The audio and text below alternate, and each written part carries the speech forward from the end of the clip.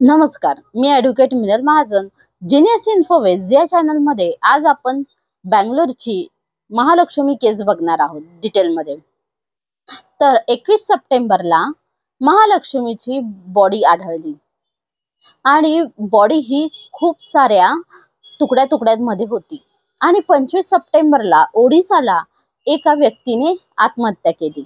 तर या दोघांचाही काय संबंध आहे ते आपण बघूया. बेंगळुरूच्या 6 क्रॉस पाईपलाईन रोडवर एक 3 मजली इमारत आहे. तेथे एका फ्लॅटमधनं खूप दुर्गंधी येऊ लागली आणि जेव्हा हे शोध घेण्याचा प्रयत्न केला की कुठून दुर्गंधी येते आहे, तर ते आढळले की महालक्ष्मीच्या घरातनं दुर्गंधी येऊन राहिली. तेव्हा घरमालकांनी तिच्या घरच्यांना कळवले. घरचे म्हणजे आई, भाऊ, बहीण हे लगेच ताबडतोब आले तिथे आणि घरमालकांनी आणि घरच्या लोकांनी मिळून त्या फ्लॅटचा दरवाजा उघडला महालक्ष्मीच्या. मग फ्लॅटचा दरवाजा उघडताच तेथे खूप सारे सगळे सामान विखुरलेले आढळले.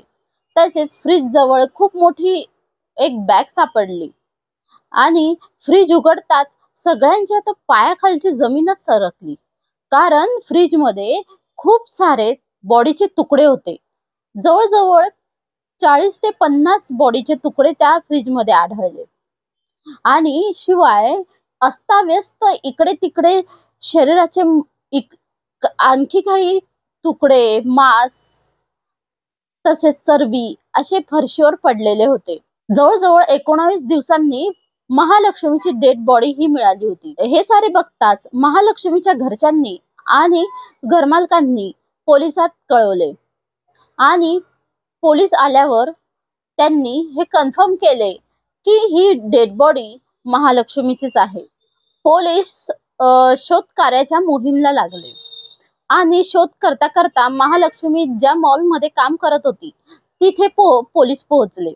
तेथे गेल्यावर हे लक्षात आले की तिथला मॅनेजर मुक्तिरंजन रॉय हा देखील 3 सप्टेंबर पासून नाहीये व त्याचा मोबाईल हा स्विच ऑफ येतोय. मुक्तिरंजन रॉय हा ओडिसाचा राहणारा आहे हे पोलिसांना कळले. तसेच महालक्ष्मी आणि मुक्तिरंजन हे फोनवर बराच वेळ बोलत असे पोलिसांना कळले.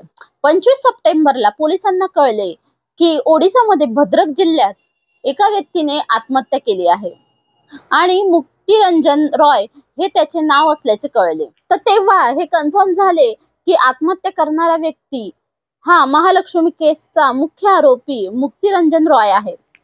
मुक्तिरंजन जवळ एक लॅपटॉप, स्कूटी तसेच एक नोट आढळली आणि त्या नोट मध्ये खूप काही महत्त्वाचे लिहिलेले होते.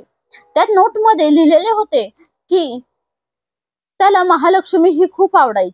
महालक्ष्मीवर मुक्तिरंजनने खूप सारे पैसेही खर्च केले होते, पण जशी पाहिजे तशी महालक्ष्मीकडनं वर्तणूक त्याला योग्य मिळत नव्हती. तसेच महालक्ष्मी ही त्याला नेहमी खोट्या केसमध्ये अडकवण्याची धमकी द्यायची.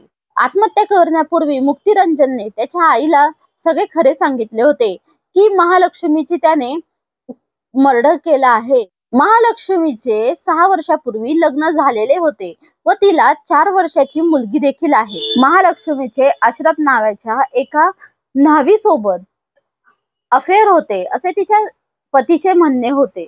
त्यामुळे त्यांच्यात नेहमी वाद होत आणि त्यामुळे ते वेगळे झाले होते. जवळजवळ 9 महिन्यापासून ते वेगळे राहत होते. 3-4 महिने महालक्ष्मी ही तिच्या आईकडे राहिली आणि नंतर 5 महिन्यापासून ती एकटीच राहत होती.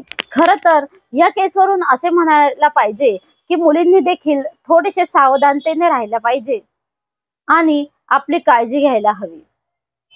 जय भारत.